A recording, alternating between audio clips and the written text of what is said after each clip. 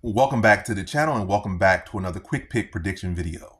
In this video, I'll be predicting the lightweight bout between Dan Hooker versus Benoit Saint Denis. And how do I feel about this one right here is I'll go low confidence Benoit Saint Denis to beat Dan Hooker.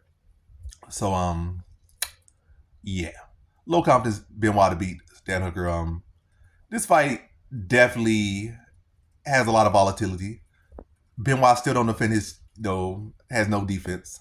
Dan Hooker still can be a first round extraordinaire and catch him, maybe a step knee to the chin, maybe an elbow, maybe a straight down the pipe, something.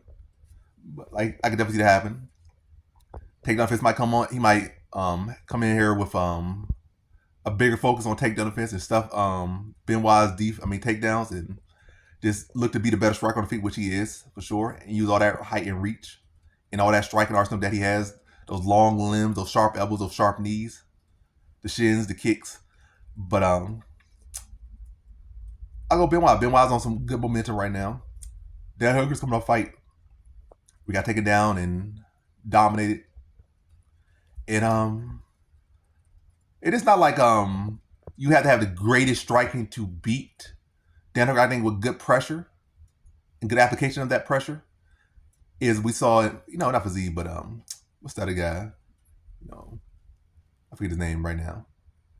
But the little wrestler guy, I forget his name right now. He beat Fazeev in his fight. Fazeev got injured. I forget his name off the top of my head, right? But anyway, that guy was able to, actually have a lot of striking success. Like we were expecting grappling success, but he actually was touching Hooker up on the feet as well in that fight.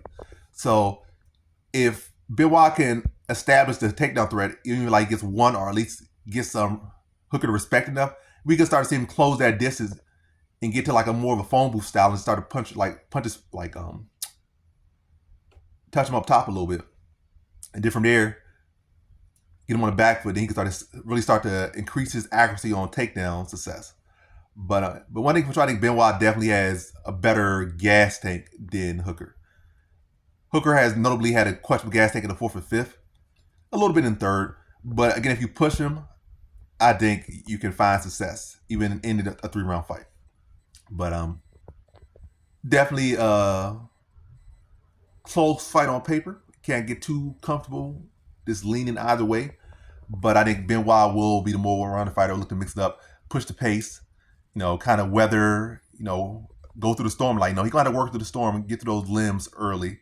But once he start to get takedown and get some stabs from top control, drop some ground and pound and put his weight on Hooker, we can start to see Hooker wilt in this fight.